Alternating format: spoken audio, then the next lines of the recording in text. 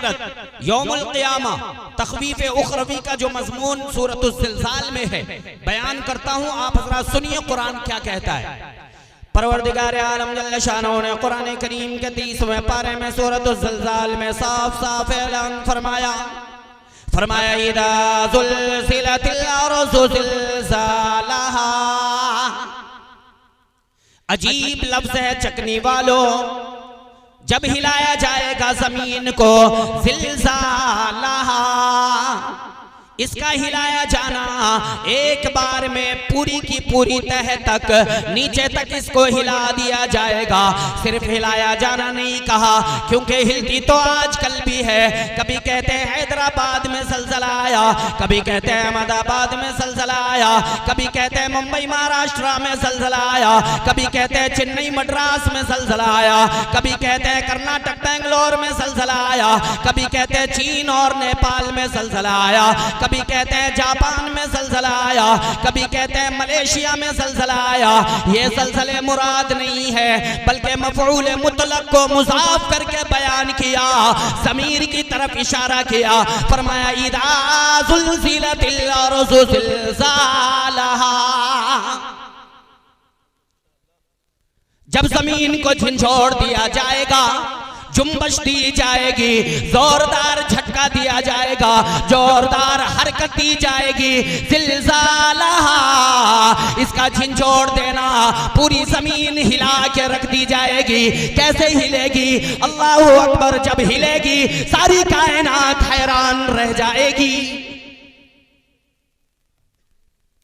परवरदिगार आलम जल्ल शानहू ने इसी मजमून को कुरान करीम के इससे पहले की सूरतों में बयान किया। कुरान कहता है इज़ा समाउ शक़्क़त, जब आसमान फट जाएगा, वाज़िनत लिरब्बिहा व हुक़्क़त, और जब ये अपने रब की बात की तरफ, हुक्म की तरफ कान लगाएगा, और यही लायक है इसके। वइज़ल अर्ज़ु मुद्दत, और जब जमीन को खींच के बिछा दी जाएगी, इसको खींचा जाएगा। वअल्क़त मा फ़ीहा व तख़ल्लत, और जमीन के अंदर जो कुछ है जमीन इसे बाहर फेंक देगी।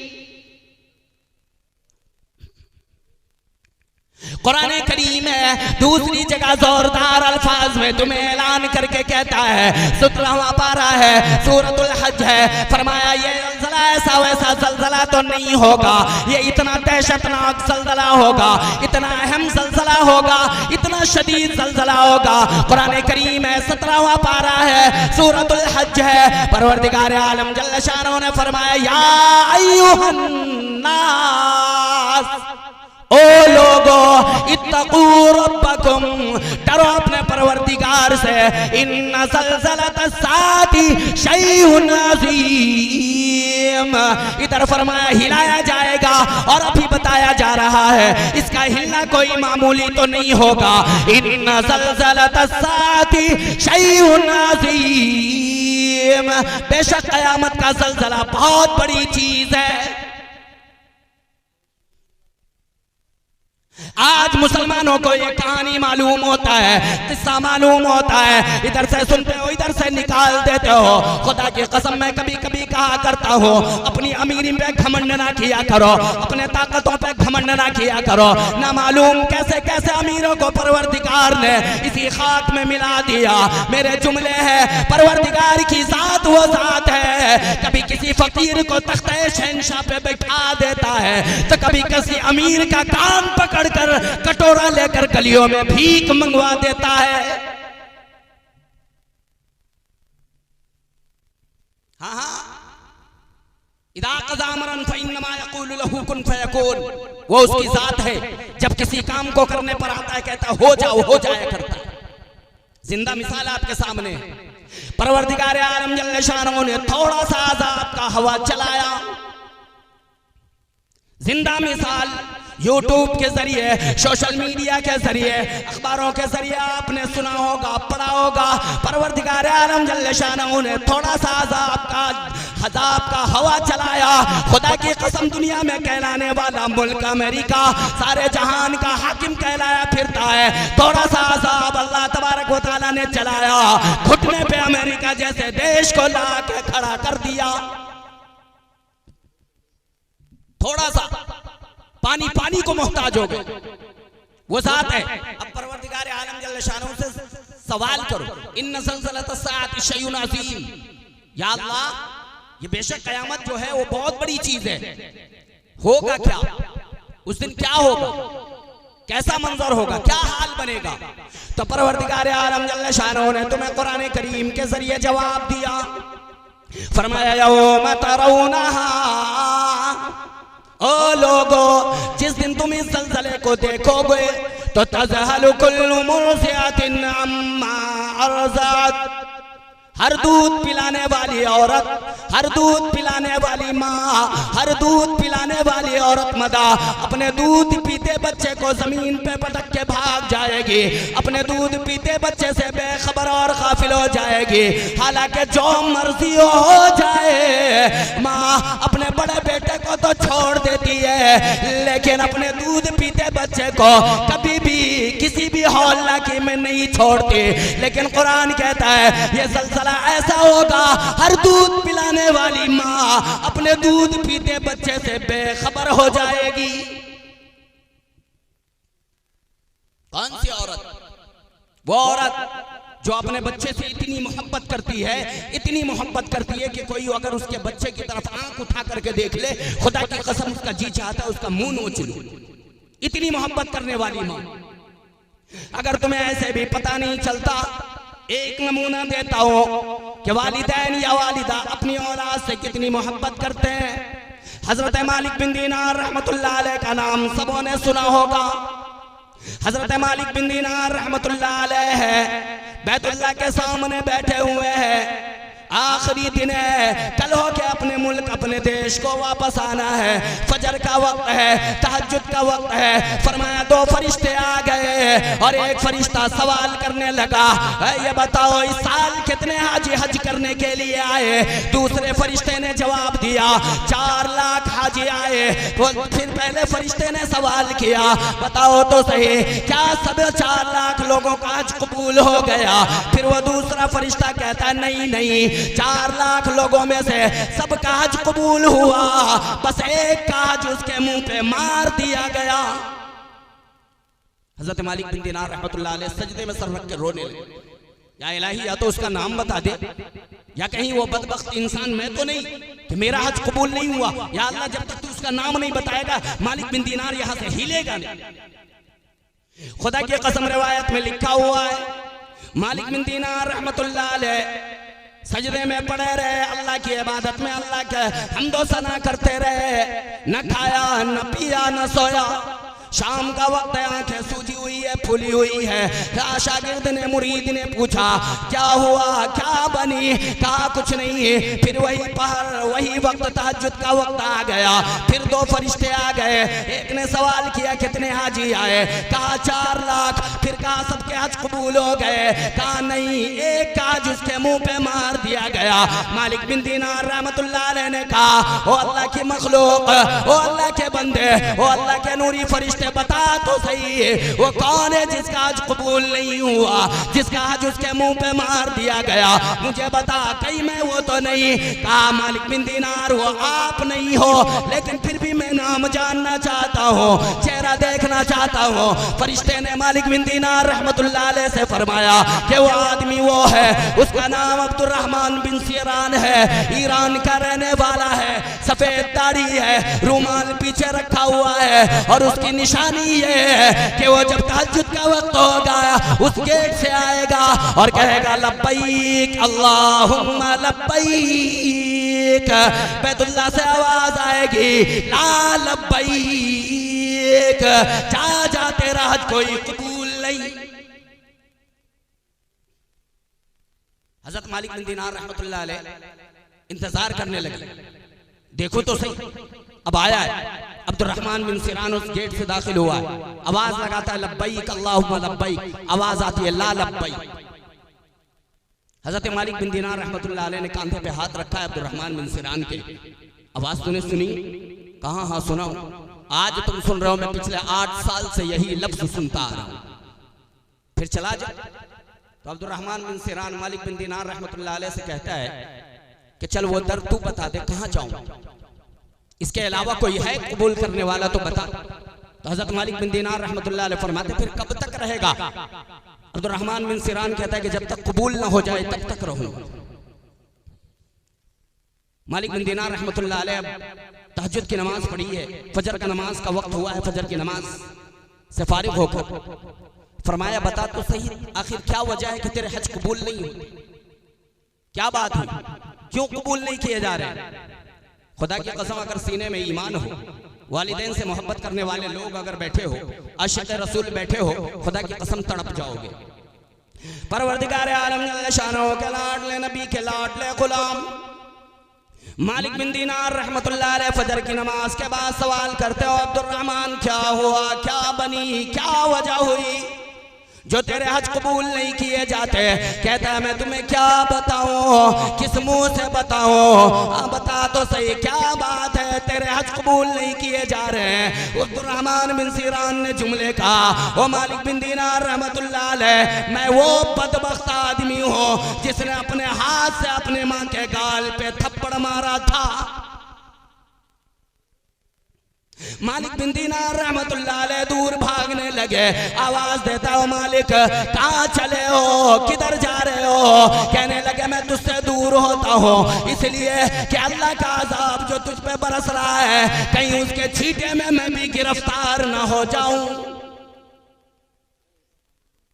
फिर मालिक बिन दीनार रहमतुल्लाह अलैह ने वो बच्चे के कांधे पे हाथ रखा, ओ बदबख्त क्या कभी तूने माफी नहीं मांगी, क्या मां के कदमों में कभी गया नहीं?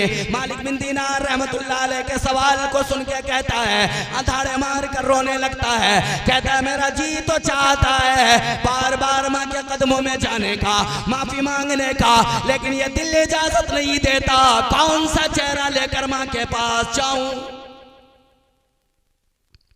मालिक बिन दीनार रहमतुल्लाह अलैह ने फरमाया इस वक्त तेरी माँ किधर है? कहने लगे मेरी माँ भी यही है, पिछले 8 सालों से मैं भी हज करने आता हूँ, वो भी हज करने आती है, लेकिन मेरे माँ के ऊपर अल्लाह की रहमत की बारिश होती है, मैं बदनसीब बदबख्त आदमी पे अल्लाह का अज़ाब नाज़िल होता है। कहा कभी माफी तो मांग ले, चल चल मैं माफी मांग ले, तेरी माँ किधर है? कहने लगा मेरी माँ की निशानी है ईरान के काफिलों के साथ मौजूद होगी, ईरान वाले खेमे में मौजूद होगी, कुरान पाक की तिलावत कर रही होगी, एक आंख यूं छुपाए बैठी होगी और अल्लाह के कुरान की तिलावत कर रही होगी, ये निशानी है।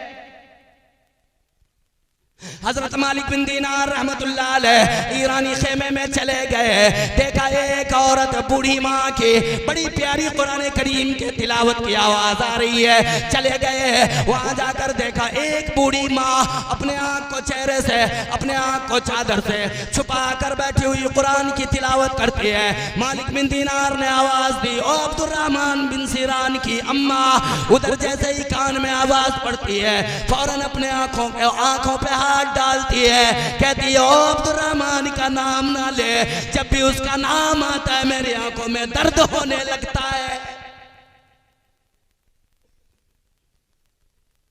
मालिक बिन दीनार रहमतुल्लाह अलैह ने कहा कि औलाद के नाम से तेरे आंखों के दर्द का क्या ताल्लुक?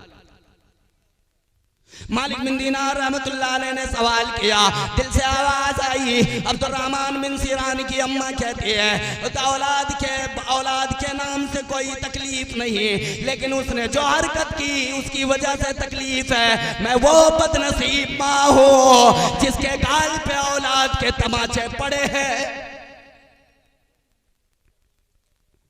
हजरत मालिक बिन दीनार रहमतुल्लाह अलैह ने कहा ओ अम्मा उसे माफ कर दे, आज जो अल्फाज मैंने सुने हैं वो अल्फाज अगर तू सुन लेती तेरा कलेजा बाहर आ जाता, तू तड़प जाती। मालिक बिन दीनार रहमतुल्लाह अलैह से कहने लगी क्या तुझे वो अपना गवाह बना कर लाया है? क्या वो मेरे सामने आता, मेरे सीने से लगता, क्या मैं उसे माफ ना कर देती? चुनांचे अब्दुर्रहमान को यूं पकड़ा है मालिक बिन दीनार रहमतुल्लाह अलैह ने, अल्लाह के माँ के कदमों में डाल दी। जैसे ही डाला है माँ की नजर मिली, औलाद की नजर मिली, माफ कर दे, माफ कर दे। और माओ की आदत होती है, बूढ़ा बेटा भी अगर चला जाए तो कहती है मेरे चांद का टुकड़ा, मेरा बच्चा, और सीने से लगा लेते। खुदा की कसम अब्दुर्रहमान बिन सीरान की अम्मा ने सीने से लगाया।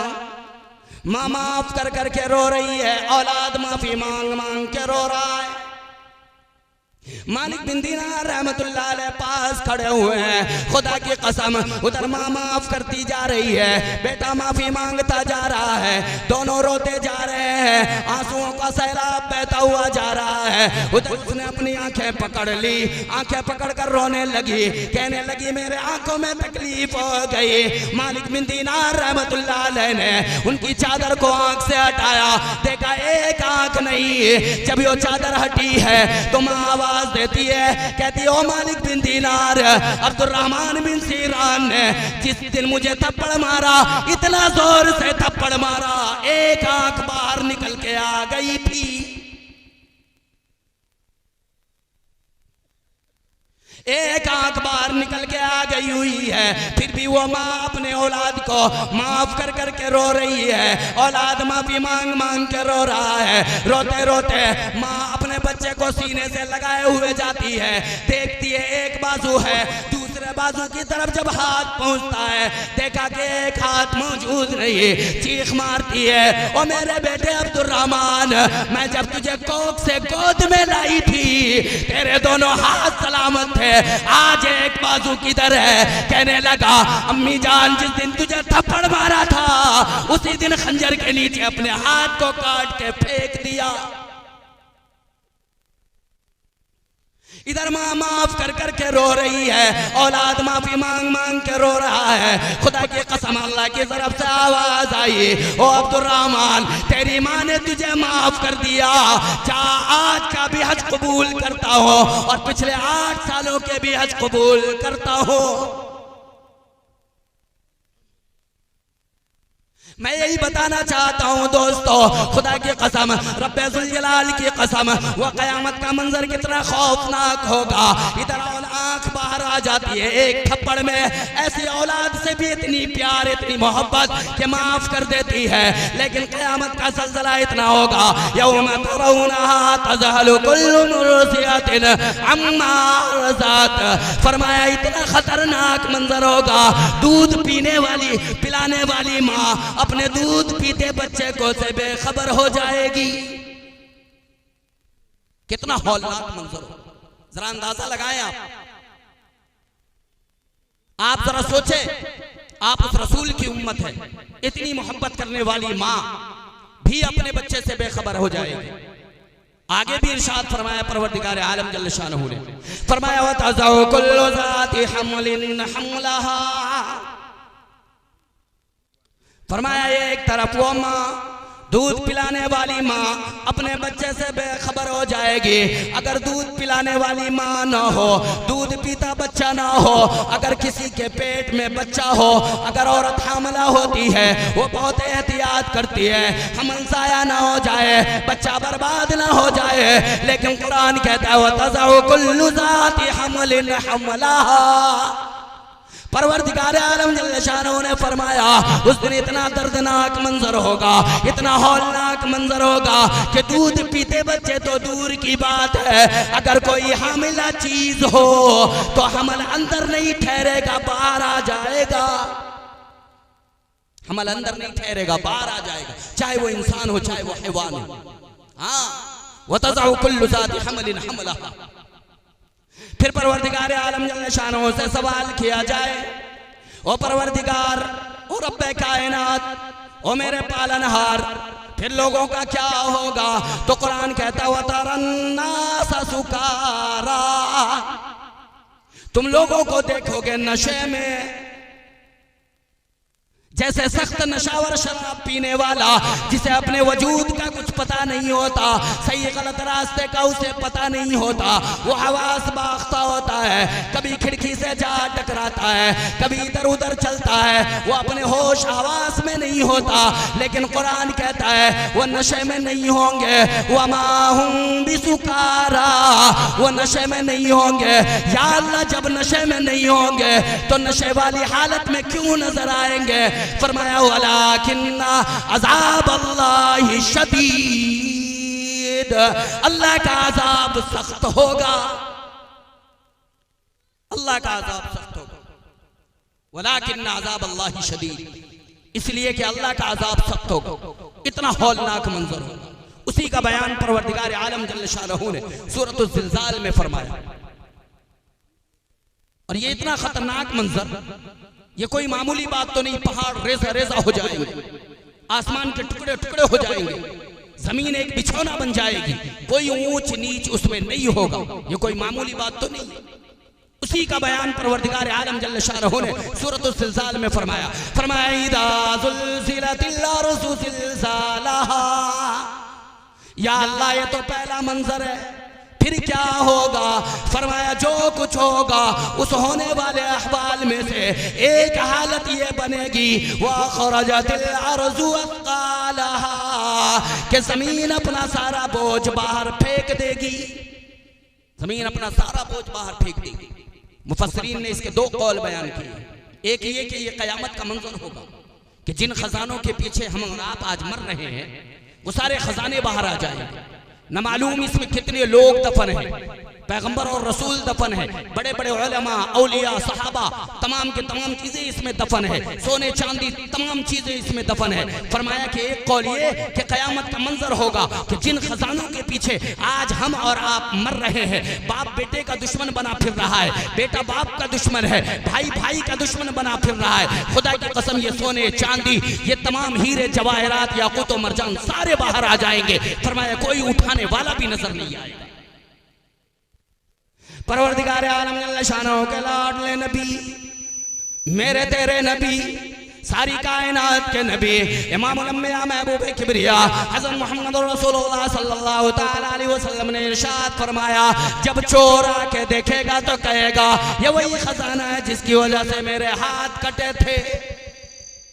कोई देखने वाला के देखेगा तो कहेगा यही वो खजाना है जिसकी वजह से मैंने अपने भाई पे गोली चलाई थी।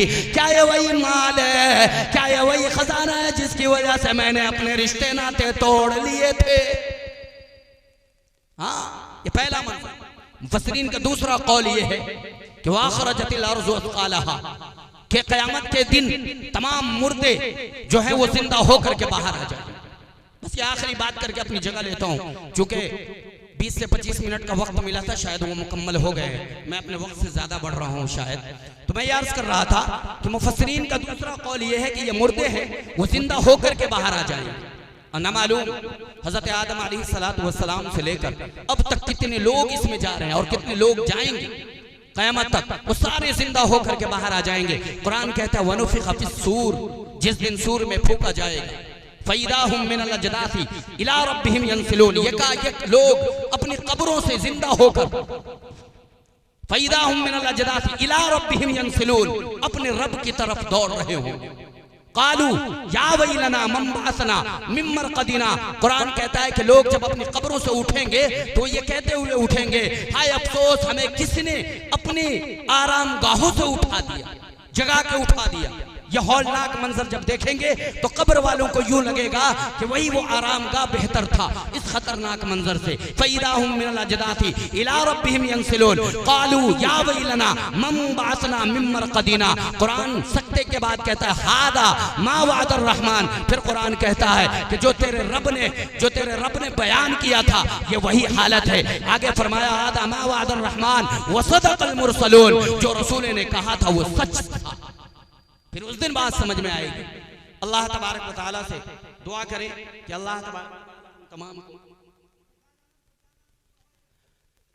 तबारक व तआला हम तमाम को कहने और सुनने से ज्यादा अमल की तौफीक अता फरमाए। व आखिरु दावाना अनिल हम्दुलिल्लाहि रब्बिल आलमीन।